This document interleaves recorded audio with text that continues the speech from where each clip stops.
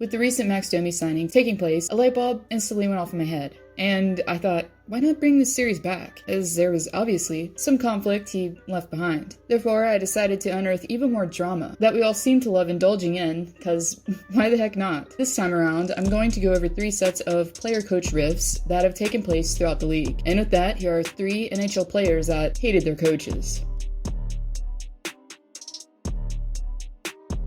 A few seasons after having success in Pittsburgh, Bylsma in May of 2015 signed a 5-year deal as the new head coach of the Buffalo Sabres. The move came shortly after the Sabres finished last in the league in points with 54, ultimately granting them a top selection in the 2015 NHL entry draft in June. And as we all know, the Sabres, with the 2nd overall selection, drafted Boston University's Jack Eichel. Eichel, after making waves with BU, had tied the record for the most points as a college freshman, with an impressive 71 in only 40 games played. Therefore, Eichel, similarly to Bylsma, was seen as a potential piece to help aid the franchise in their obvious rebuild. Eichel, along with Rasmus Ristolainen, 2014 selection Sam Reinhart, and Ryan O'Reilly, were all part of a relatively new assembled core. Bylsma brought to the team his previous mindset, often seen in Pittsburgh, of implementing speed and a high-tempo pace. The mood going into the 2015-16 season seemed to be a more hopeful one, and for good reason, as the Sabres, despite missing the postseason, did display improvements, as they were able to finish within the Atlantic 12 points ahead of the struggling Leafs in Toronto. But what was seen as progress was very short-lived, as Bylsma and his team went on a 3-game losing streak shortly before Christmas, and amid Buffalo's 3-1 loss to the Carolina Hurricanes,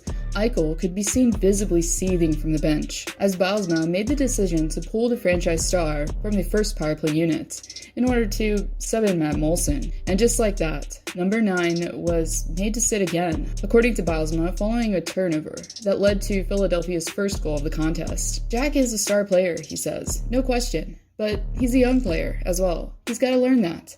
That's a process we're going through. Did he miss a few shifts after that play? He did, he says. Regardless, the Sabres were unable to make the postseason yet again, while finishing last in their division and 5th from the bottom league-wide, with 78 points. This time, however, the franchise wasn't as forgiving towards their bench boss, as Bylsma was let go. But shortly after the firing, reports began to trickle through the media that Eichel may have had a hand in the coach's demise, as longtime senior Buffalo Sabres reporter Paul Hamilton voiced on the city's local sports radio station that Eichel was giving his team an ultimatum, him or the Sabres coach. Regardless of the validity of the accusations, Eichel and his agent Peter Fish denied the statements. But shortly after the 2017-18 season began, the forward was awarded a massive 8-year, $80 million contract.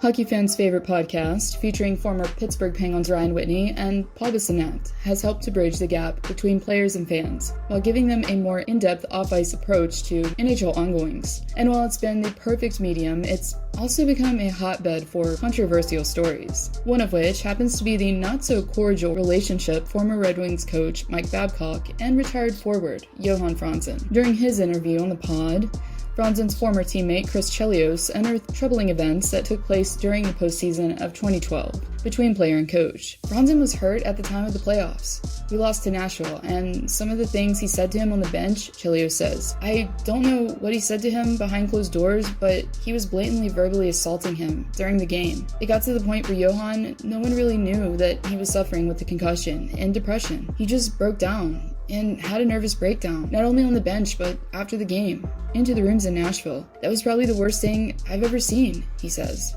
Once Franzen himself got wind of the story breaking, he went on to confirm the altercations, while saying in translation, but he's a terrible person, the worst I ever met. He's a bully who is attacking people. It could be a cleaner at the arena in Detroit, or anybody. He would lay into people without any reason, he says. And if that's not blatant evidence of distaste, I really don't know what is.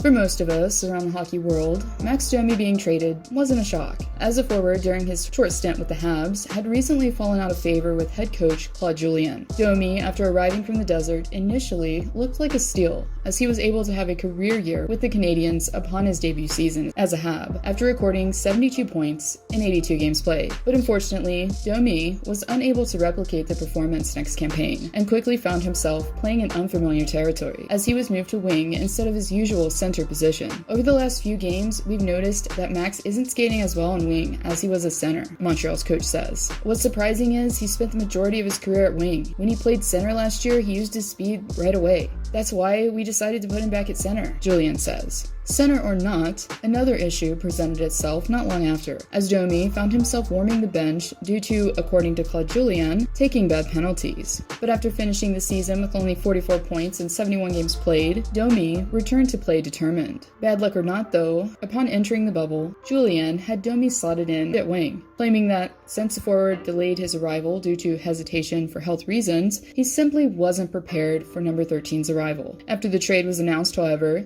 Domi was questioned about his relationship with his former coach, but the forward wouldn't reveal much, although he did say, "Wasn't much communication there, and I didn't really know where I stood," he says. As for Julien, the coach does have a reputation for being harder on younger players, but for Domi, at age 25, the move was a long time coming.